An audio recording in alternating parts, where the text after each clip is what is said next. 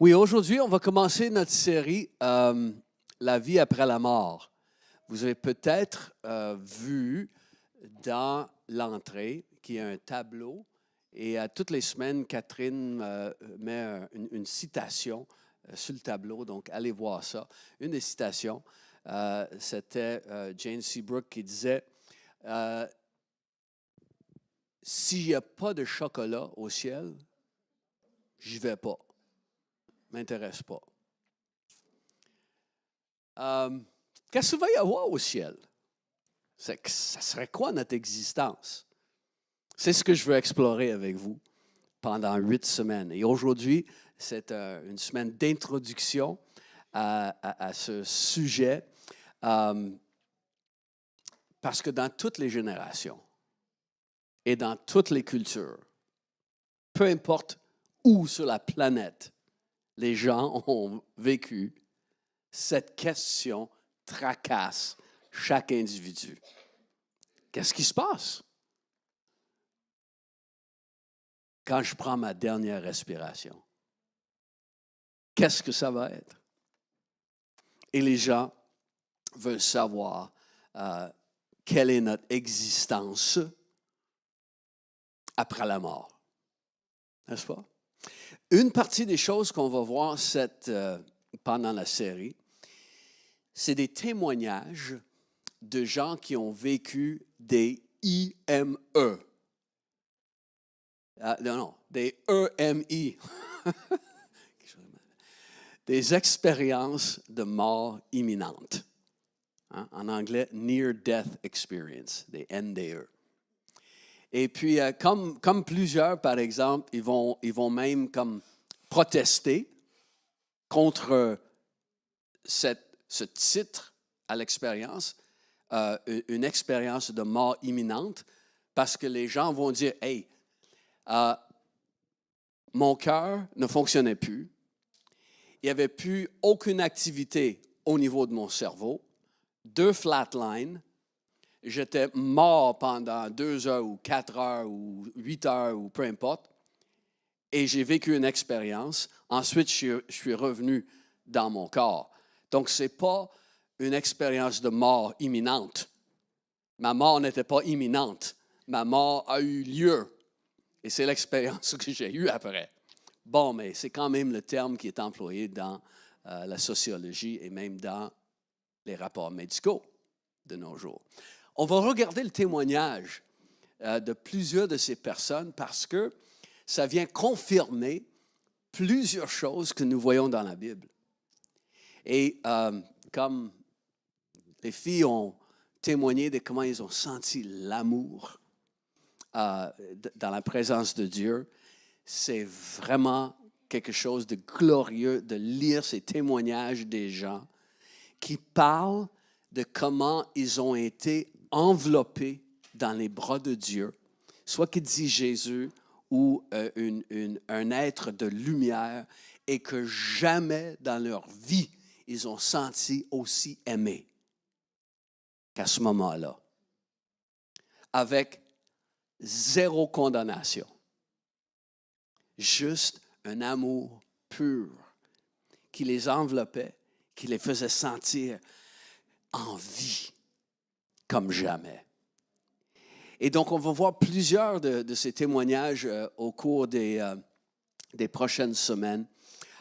Et je sais que ça va être un encouragement pour vous. Donc, si on regarde ensemble un verset clé que je veux que nous explorions dans les prochaines semaines, ça se trouve dans 2 Timothée, au chapitre 1, où ça parle de Jésus, la grâce de Dieu qui est venue par Jésus et comment il a mis en lumière la vie et l'immortalité par l'Évangile. Il a mis la lumière dessus. Et dans certaines versions en français, ça va dire des choses comme « il a mis en évidence l'immortalité ». Mais le mot qui est employé dans le verset en grec, le Nouveau Testament a été écrit en grec. Et donc, dans les textes originaux, voilà le mot qui est traduit pour nous ici dans le verset que nous voyons. Il a mis en lumière. C'est le mot photizo qui est tout simplement d'illuminer. Et on voit ce mot à différents endroits dans le Nouveau Testament.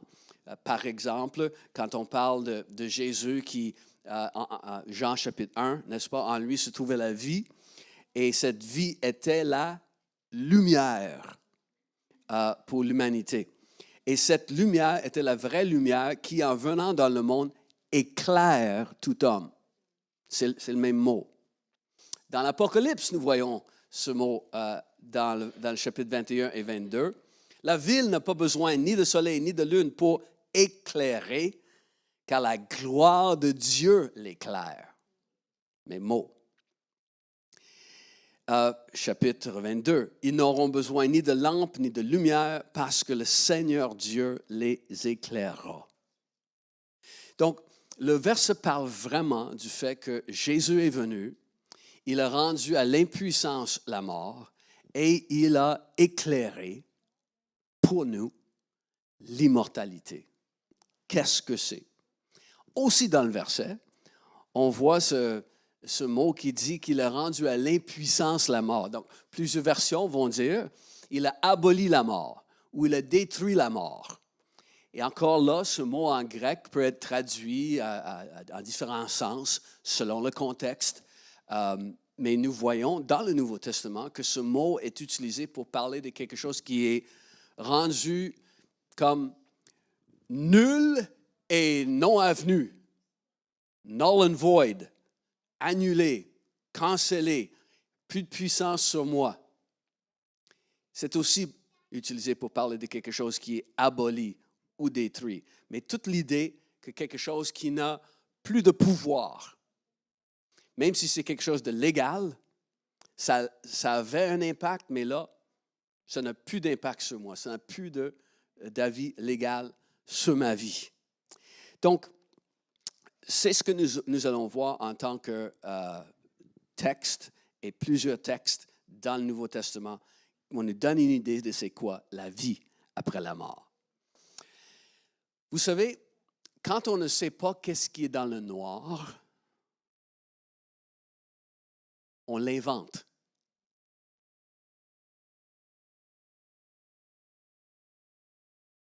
Vous qui êtes parents, ou si vous vous souvenez quand vous étiez jeune, qu'est-ce qu'il y avait la nuit en dessous du lit?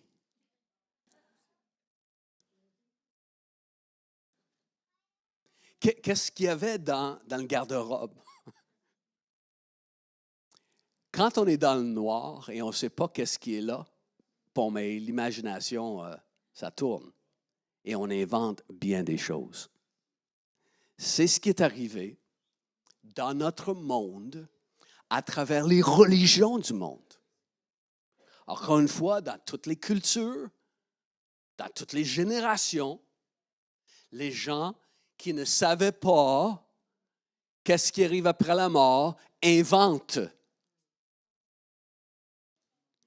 Et donc, comme vous savez, on a les Grecs avec la rivière Styx, où il fallait payer, il fallait mettre de l'argent, il fallait mettre une pièce d'argent dans la bouche du cadavre, dans la bouche du défunt, afin que, rendu dans l'au-delà, l'homme qui s'occupe du traversier, tu payais ton passage vers le bonheur.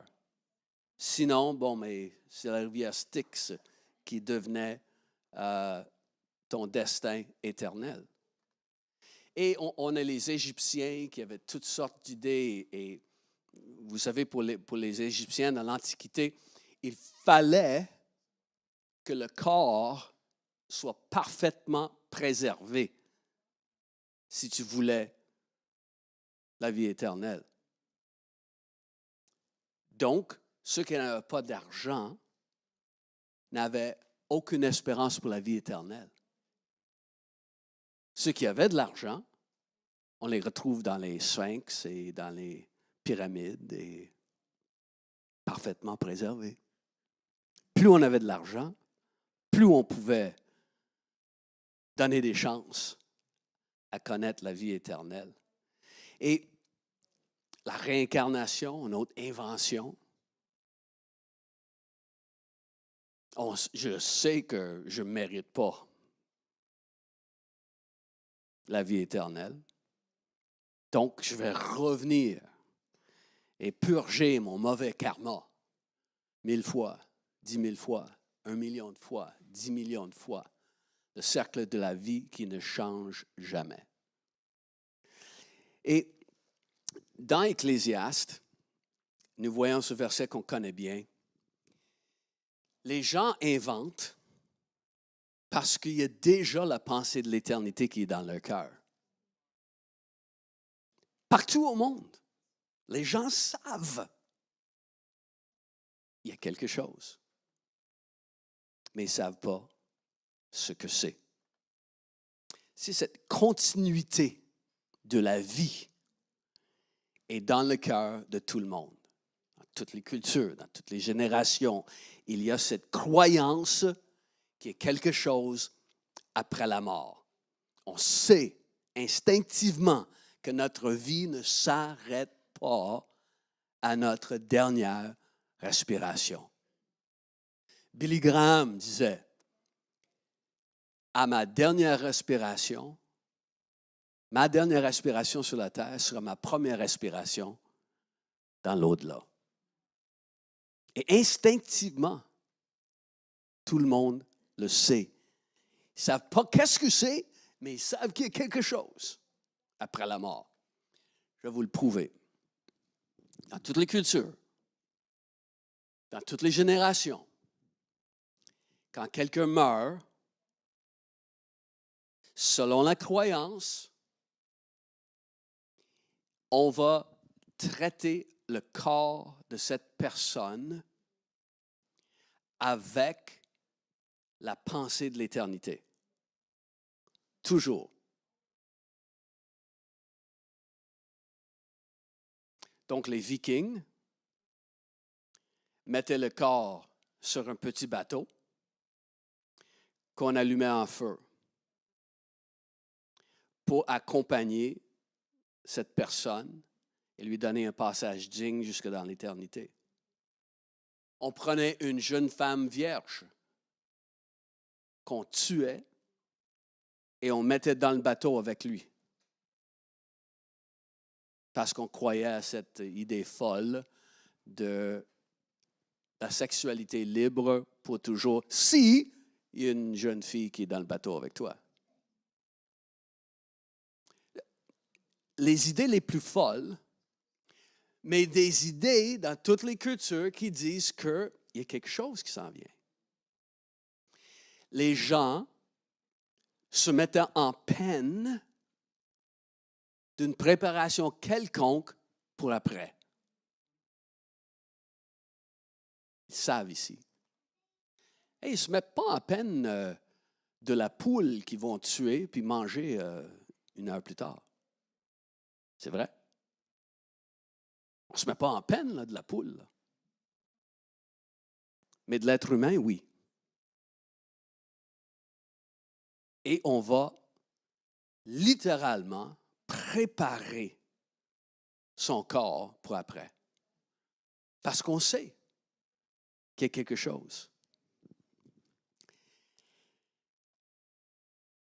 Et tout ça est dirigé par la crainte de la mort.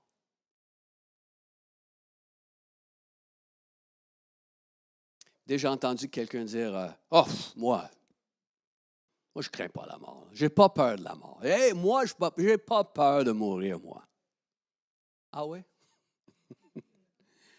Uh-huh. Juste voir la personne quelques secondes après qu'il commence à avoir des douleurs intenses à la poitrine. S'il ne craint pas la mort ou non. Mais quand la mort se dresse devant la personne, tout à coup, son discours change. Il n'a pas peur de la mort. Ah! Parce que quand la mort se dresse et ne veut plus quitter la pièce, On a ça d'en face tout le temps et les gens ont peur de la mort. Partout sur la terre, les gens ont peur de la mort. Dans toutes les générations et dans toutes les cultures, les gens avaient peur de la mort. Et ce qui est un genre d'énigme ou paradoxe, c'est que on craint la mort, mais on veut l'immortalité. On craint la mort, mais on veut vivre pour toujours. N'est-ce pas? Donc, si je veux vivre pour toujours, pourquoi je vais craindre la mort? Et pour vous qui aiment ça, juste philosopher puis penser à des affaires, pourquoi craint-on la mort? Pourquoi? Si la religion à laquelle on s'adhère nous dit qu'il y a quelque chose. Pourquoi les gens craignent la mort?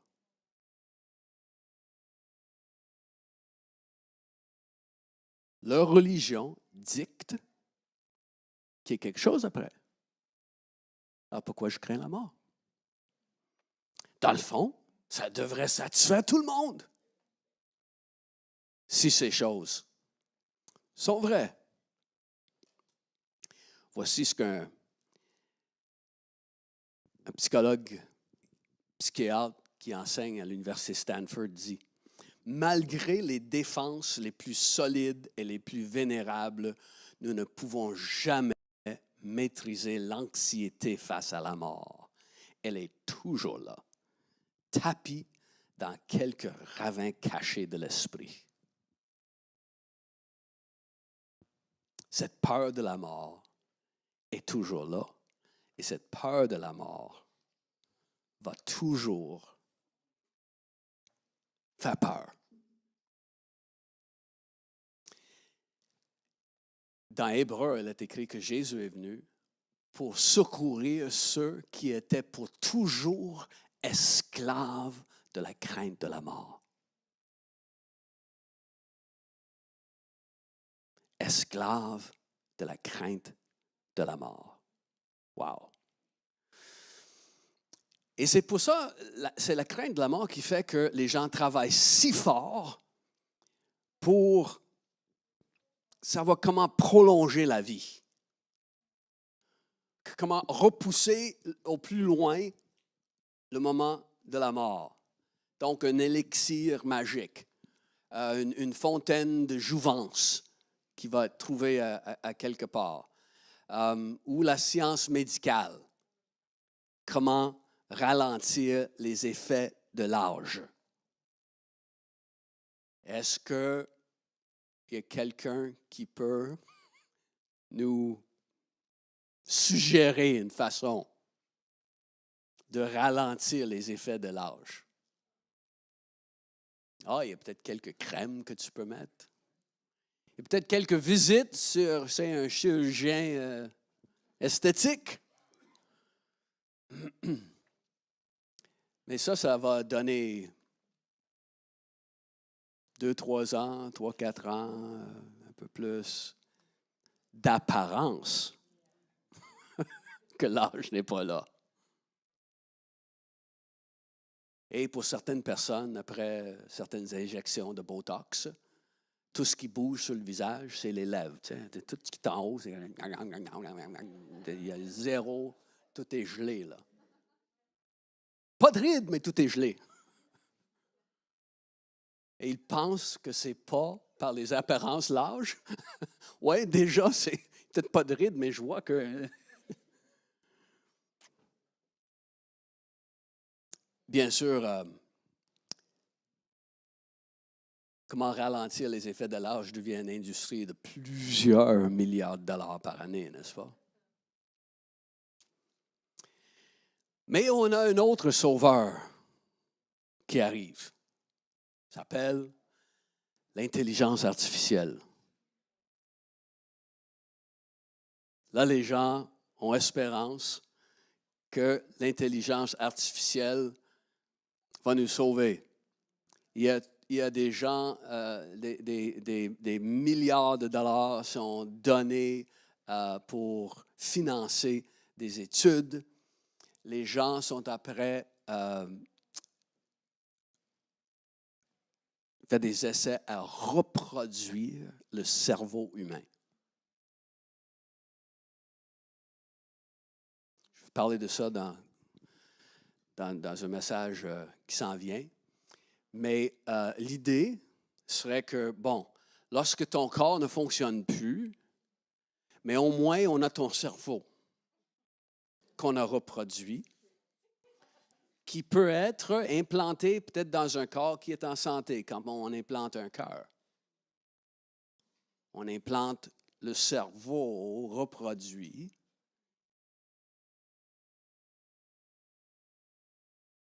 Ou peut-être le mettre dans un robot. Il va y avoir des C-3PO un peu partout avec le cerveau de Jerry dedans. Puis, c'est épeurant, ça. Tellement complexe, le cerveau humain. Et comme on va regarder dans les prochains messages, on a au-dessus de 100 milliards de neurones dans notre cerveau. 100 milliards. En plus, les messages envoyés sur les chemins de neurones, appelés des synapses, font en sorte que les neurones sont activés des trillions de fois chaque jour. Là. Et là, tu te demandes comment ça se fait que tu es fatigué à 5 heures.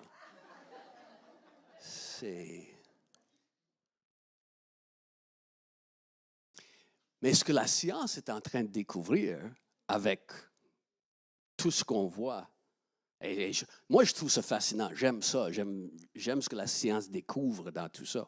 Mais la science est en train de découvrir en même temps que le fonctionnement du cerveau et la conscience, c'est deux. Et justement, il y a plusieurs expériences de mort imminente où il n'y a plus aucune activité dans le cerveau. Il voit qu'il n'y a plus aucune synapse qui est en train d'activer les neurones dans le cerveau. Il n'y a plus rien. Mais la personne qui revient après 2 heures ou 4 heures raconte tout ce qu'ils ont vu et entendu. La conscience, qui on est, n'est pas le cerveau.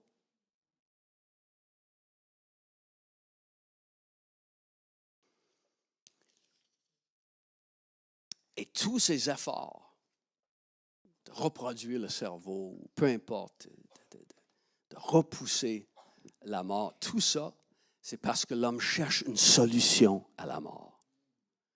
Cherche à triompher sur la mort. Triompher sur la mort par la science ou triompher sur la mort par leur croyance religieuse.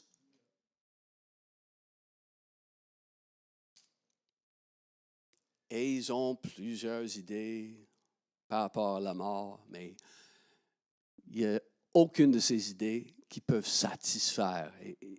L'athée, un scientifique athée, Luc Ferry, qui dit « Je vous l'accorde, parmi les doctrines de salut disponibles, rien ne peut rivaliser avec le christianisme. »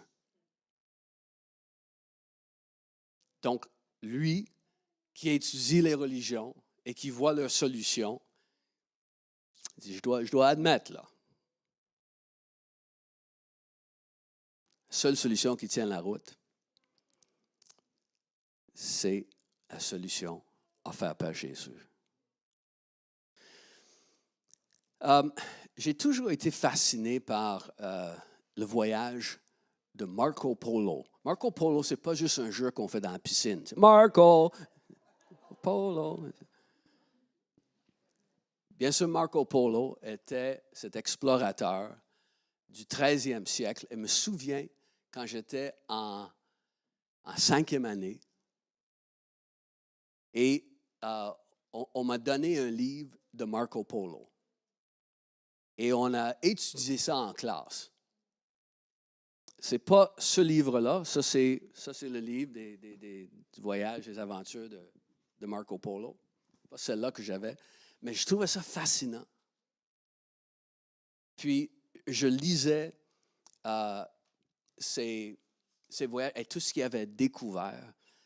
Si vous ne saviez pas, Marco Polo, il venait de la ville de Venise. Toute sa famille, ils étaient en affaires, faisaient de l'importation et tout ça.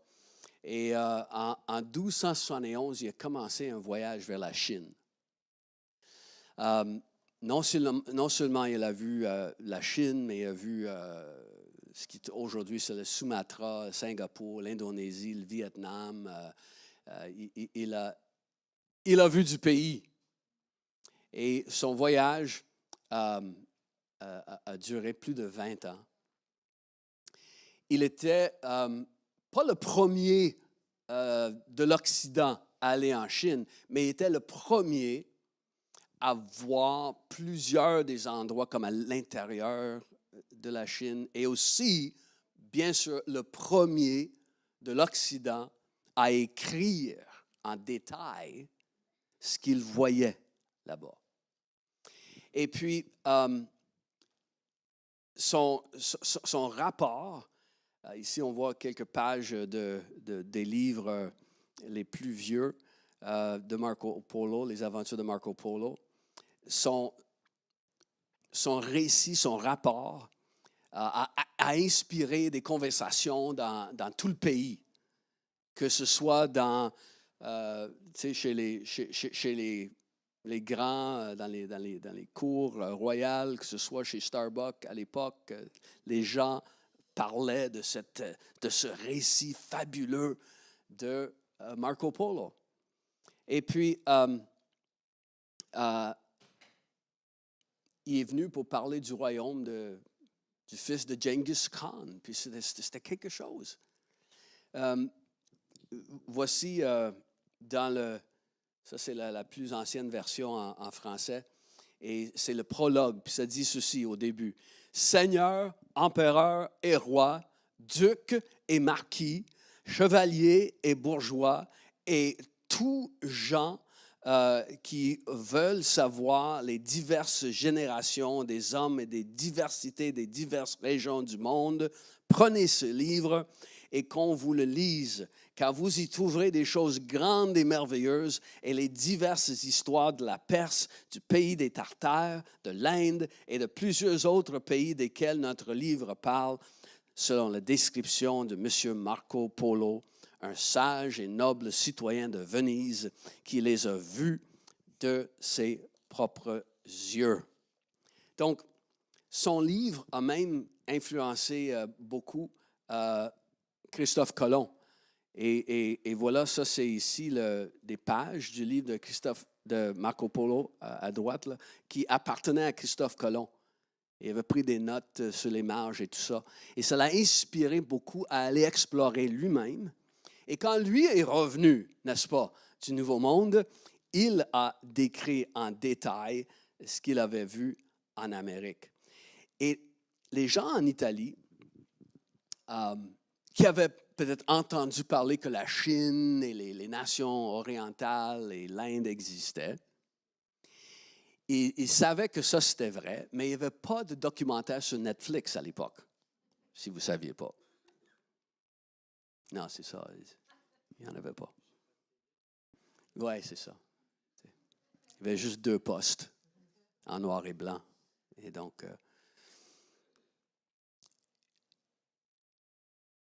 ce que Marco Polo a fait, il a utilisé des références de la vie italienne pour essayer de décrire ce qu'il a vu et entendu et les paysages et tout ça. Et c'était à la fois difficile et fascinant d'essayer de transcrire des choses qu'il avait vues pour que son audience européenne puisse comprendre. C'est une des choses qui rend ce livre vraiment intéressant. La Chine était si loin, inexplorée, inconnue, puis comment comprendre qu'est-ce que c'était? Le challenge pour nous, c'est d'imaginer le ciel. Le challenge pour nous, c'est d'imaginer les vues, les activités, les sons, tout le panorama de la vie éternelle avec seulement des références terrestres. Mais c'est ce que nous allons faire dans les prochaines semaines, alors que Dieu va nous aider, j'espère. Mais on a assez d'infos dans la Bible pour nous donner quelques idées. Et on a également, comme j'ai mentionné, le témoignage de gens qui ont fait des expériences après leur mort et sont revenus pour nous en parler. Et donc, on peut commencer à voir de plus en plus. J'ai eu l'occasion de voir plusieurs choses magnifiques sur la Terre. J'ai pu voir dans plusieurs villes du monde et plusieurs pays du monde des choses vraiment, vraiment cool. Et comme vous savez, j'arrive de Cape Town. Et à Cape Town, on a la fameuse montagne de la Table.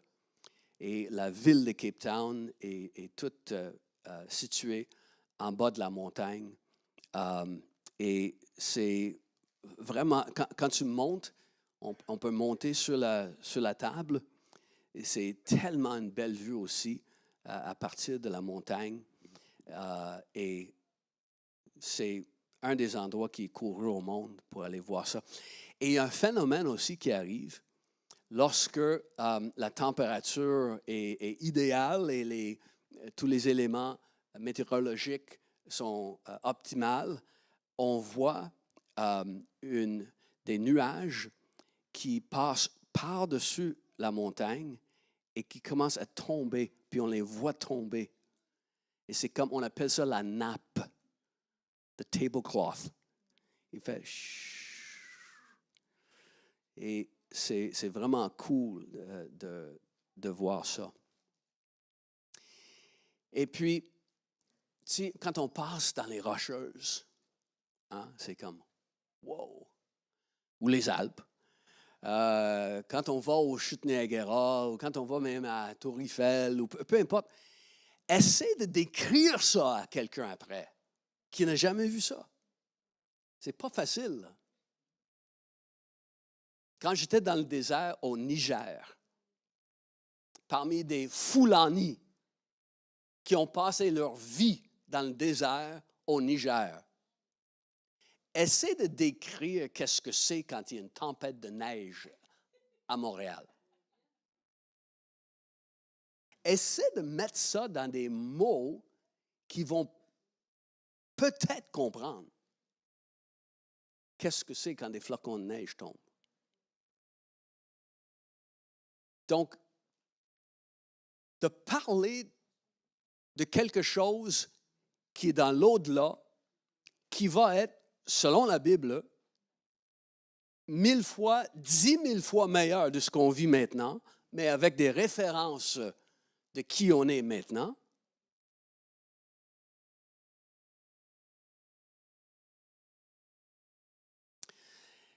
Je ne sais pas s'il y a des gens qui m'aiment dans la salle, mais attendez voir. Merci beaucoup, merci. Une personne. Je suis touché, vraiment, là.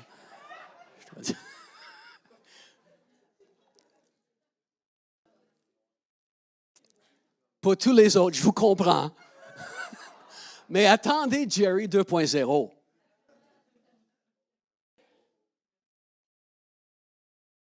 Parce qu'on va regarder ça.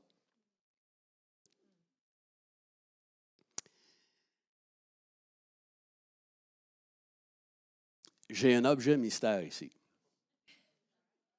Si quelqu'un a remarqué qu'il y avait quelque chose, Ah oui, vous avez remarqué qu'il y avait quelque chose? C'est dans notre pensée depuis le début, depuis qu'on a traîné ici, hein, parce qu'on le voit. Mais on ne sait pas c'est quoi. Donc, je vais vous montrer qu'est-ce que c'est.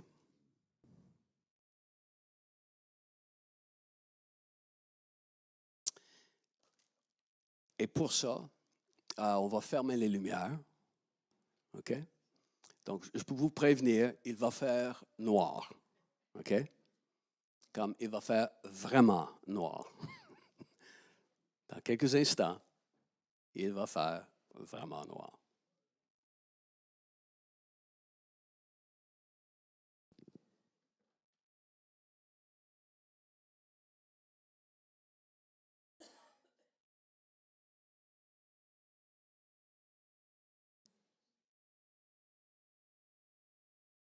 Et je vous demande de ne pas ouvrir vos téléphones. OK? Ni la lampe de poche dans votre téléphone. Il va faire noir.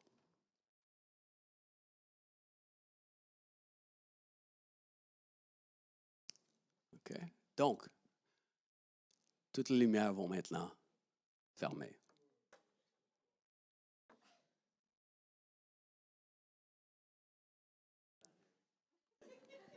Il reste l'écran.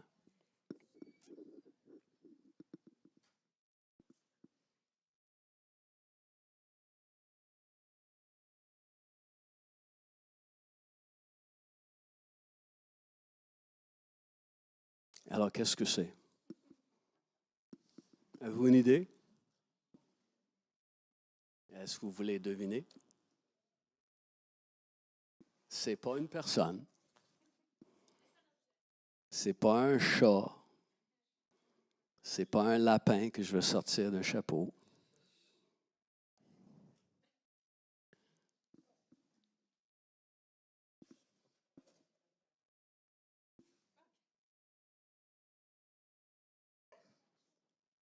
Et donc, si maintenant on ouvre la lumière dessus,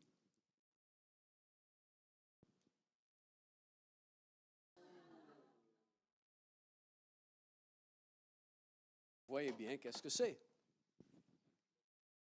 Un globe terrestre. C'est un globe terrestre. On n'a aucune idée qu'est-ce qui est là. Pourquoi? Parce que même si l'objet n'était plus recouvert, on ne le voyait pas. Et c'est assez facile, la réponse. Pourquoi on ne la voyait pas? Ça prenait de la lumière. Et c'est pour ça qu'il fallait la lumière de Dieu pour comprendre et connaître c'est quoi la vie éternelle. Tout le monde sait qu'il y a quelque chose après la mort, mais personne n'est capable de voir c'est quoi. Tout le monde sait, et même les gens ont peur, parce que c'est dans l'inconnu, c'est dans le noir. Et les gens ont peur de ce qu'ils ignorent. Alors, dans toutes les nations, dans toutes les cultures, dans toutes les générations, les gens ont inventé des choses par rapport à la mort.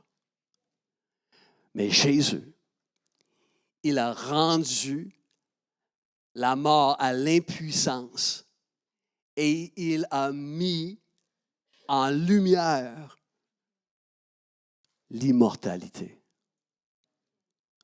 pour que nous puissions voir. Et c'est ce qu'on va faire dans ces prochaines semaines. Voir par la lumière de Dieu qu'est-ce que c'est après la mort. OK, on va ouvrir les lumières. Merci à Pascal, Boris, Brandon, tous les autres qui ont contribué à ce que ça puisse fonctionner.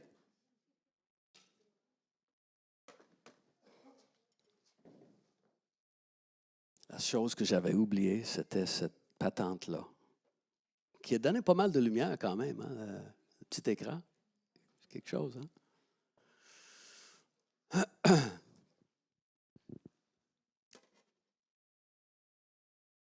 oui, c'est vrai. Je ne peux plus utiliser l'écran. Mais juste pour répéter le verset, il a mis en lumière la vie et l'immortalité par l'Évangile. Donc, pour terminer, qu'est-ce que l'Évangile nous apprend? Si je prends juste quelques petits points en rafale. Qu'est-ce que la bonne nouvelle nous apprend par rapport à ce qui était caché? Mais premièrement, on ne va pas périr. L'Évangile nous dit ça. C'est bon. On ne va pas périr. Car Dieu a tant aimé le monde qu'il a donné son Fils unique afin que quiconque croit ne périsse pas. On ne va pas périr. Une bonne nouvelle, ça. Il a mis la lumière pour qu'on voit. Il y a une vie après la mort. Il ne périsse pas, mais qu'il ait la vie éternelle. Donc, il a mis la lumière dessus. On n'a pas à essayer d'éliminer notre mauvais karma. Il a mis la lumière là-dessus. Qu'on voit qu'on n'a pas à vivre une succession interminable de vies misérables. Parce qu'il a mis la lumière qui dit, il est réservé à un homme de mourir une seule fois, après quoi vient le jugement. Et on n'a pas à craindre le jugement. Il a mis la lumière dessus. Si on craint qu'après la mort, je vais être jugé pour être exclu de la vie éternelle, non. Il a mis la lumière pour dire qu'il n'y a plus aucune condamnation à ceux qui sont en Jésus-Christ. C'est quelque chose quand je pense à Pierre. Pierre qui avait dit à Jésus, oh, « Hey, même si les autres là, te renient, même si les autres vont gaffer, moi, jamais. Tu peux compter sur moi. Moi, je ne tomberai jamais. »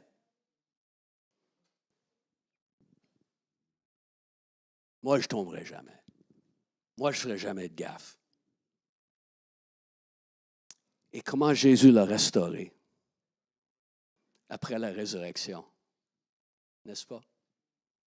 Il n'a pas dit, « Hey, toi là, viens, on va un petit jazz ensemble là. » Puis, tu m'as renié, hein?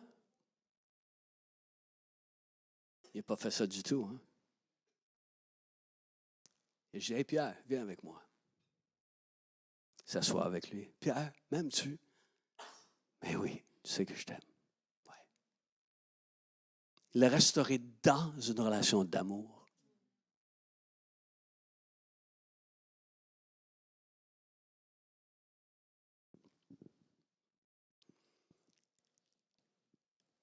On n'a pas à craindre le jugement. Il a mis la lumière dessus. Hébreux chapitre 10, verset 17. « Je ne me souviendrai plus de leurs péchés. »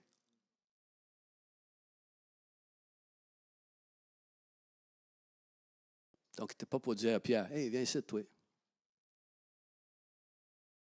« Ah oui, mais ce que j'ai fait hier, je ne me souviens plus, là. »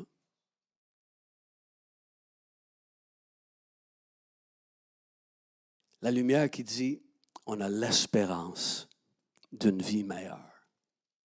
On a l'espérance d'une vie qui est meilleure. Hébreux chapitre 11. Ça dit qu'il cherchait pour une cité meilleure, sans avoir obtenu les promesses sur la terre. Il cherchait une cité meilleure. Et ce n'est pas Toronto. Juste. Mais notre vie meilleure sera plus joyeuse. On va rire tellement. Plus joyeuse plus satisfaisante, plus enrichissante. Ça va être une vie meilleure parce que plus encourageante, plus sécurisante, plus rassurante. Une vie qui sera plus motivante, plus stimulante, plus intéressante, plus amusante, plus plaisante, plus agréable, vraiment plus adéquate, plus fructueuse et plus spectaculaire que n'importe quoi qu'on peut imaginer. Alors, on va regarder le comment et le pourquoi tout ça est possible. On va regarder ce que la parole nous dit là-dessus. Jésus nous sauve et il nous offre la vie éternelle en cadeau.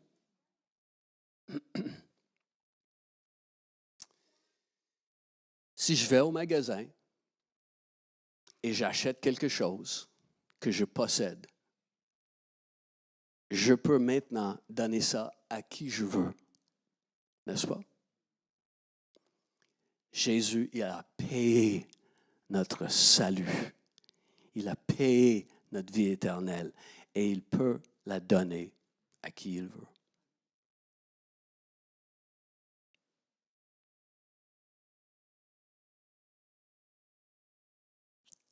Il a réduit la mort à l'impuissance. Il a mis la lumière sur la vie qui existe après. Levons-nous ensemble.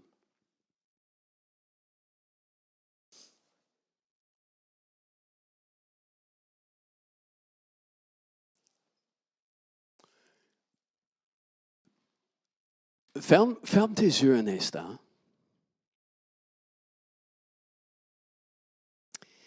Puis d'essaie d'imaginer un moment où tu as vu quelque chose vraiment, vraiment cool.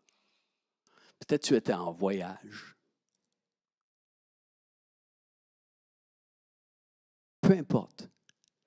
Quand tes yeux ont regardé et tu as vu quelque chose de vraiment, vraiment cool, qu'est-ce qui remplissait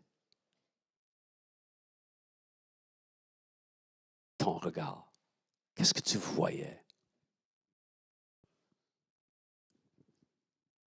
Étais-tu au sommet d'une montagne?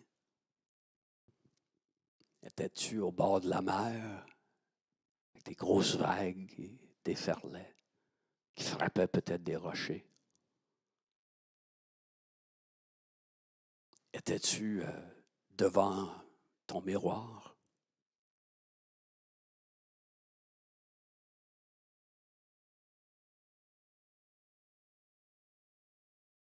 C'était quoi cette scène qui vient en tête, là?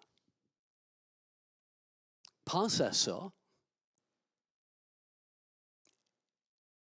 et je vous garantis que les scènes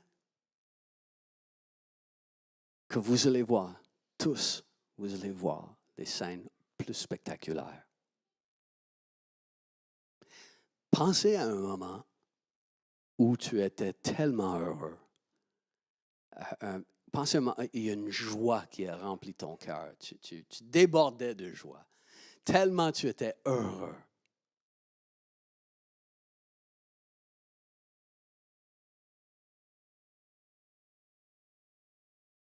Essaie d'entrer dans ce souvenir.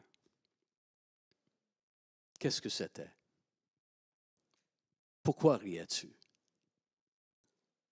Pourquoi as-tu ce gros sourire fendu jusqu'aux oreilles? Qu'est-ce que c'était? Pense à ce que tu ressentais à ce moment-là. Et là, je vous garantis, dans la vie après la mort, ce sentiment-là va être multiplié 1000 fois en intensité.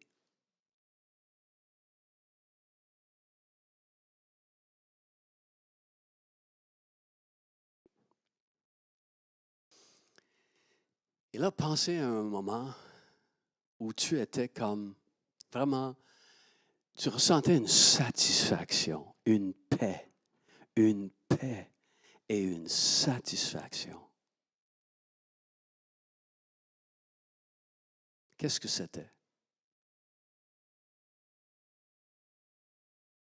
Une paix totale, une grande satisfaction.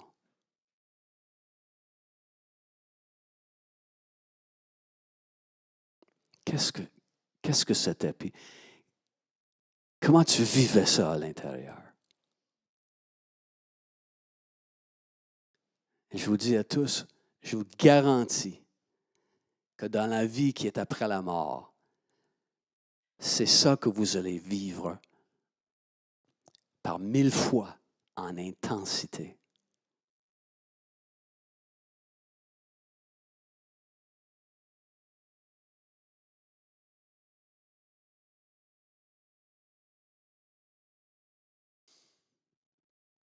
Et alors qu'on a nos yeux fermés pour un instant, est-ce qu'il y a quelqu'un qui n'est pas certain d'aller au ciel après la mort? Est-ce que tu n'es pas certain? Tu n'es pas certain que tu as la vie éternelle? Si oui, juste lève ta main. Lève ta main où tu es.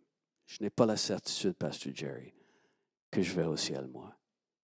Quelqu'un d'autre? Est-ce qu'il y a quelqu'un d'autre? Donc, on termine en prière.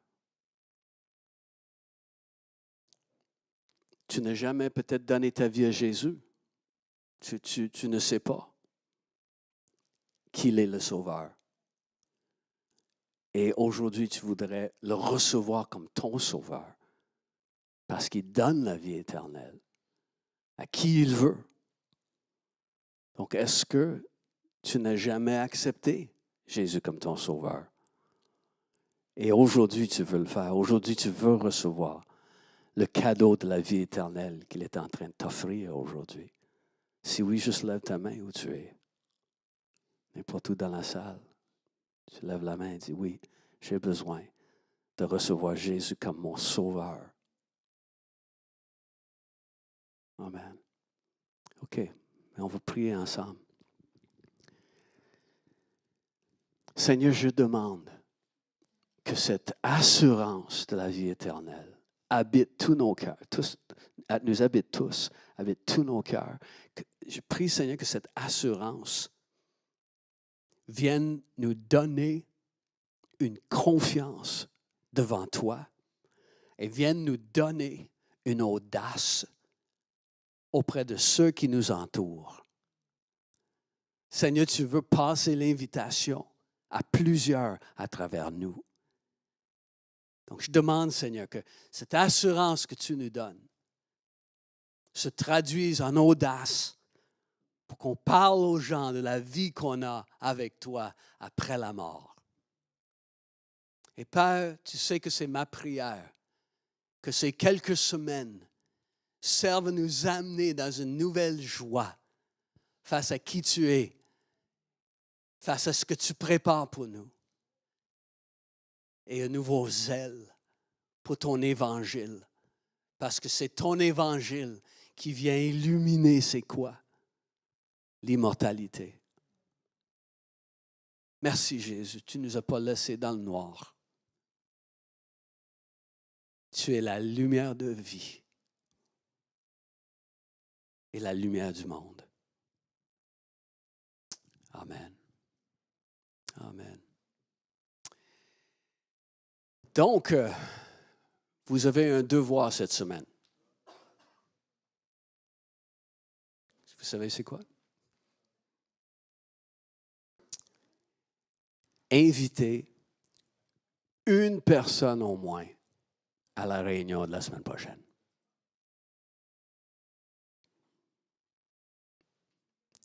Je n'ai pas dit que la personne va accepter l'invitation, mais invitez une personne à venir. Et leur vie éternelle pourrait en dépendre, n'est-ce pas? Que Dieu vous bénisse. Serrez au moins 215 personnes dans vos bras avant de partir. Et il y a un bon café au Café 47. Allez prendre du temps avec les gens en sirotant un bon café. Il y a des sandwichs, des desserts, il y a des jus, d'autres breuvages. Que Dieu vous bénisse. Merci si vous avez été là en ligne. On se revoit bientôt. Merci d'avoir été avec nous ce matin. Si vous avez des questions sur ce que vous avez entendu aujourd'hui ou simplement vous aimeriez en savoir plus sur la foi chrétienne en général ou encore sur qui on est en tant qu'Église, n'hésitez pas à nous envoyer un courriel à montréal@commercial-catchdefer.com. Vous pouvez aussi nous joindre au travers de la page Facebook en nous envoyant un message privé. Si vous avez aimé le contenu de la réunion d'aujourd'hui, vous pouvez nous suivre de semaine en semaine pour rien manquer de nos réunions. Vous pouvez le faire en vous abonnant à notre chaîne YouTube ou en nous suivant sur notre page Facebook. N'hésitez surtout pas à partager avec vos amis, à commenter, à liker notre contenu. Je vous souhaite à tous une excellente semaine et on va se voir dimanche prochain. Bye tout le monde.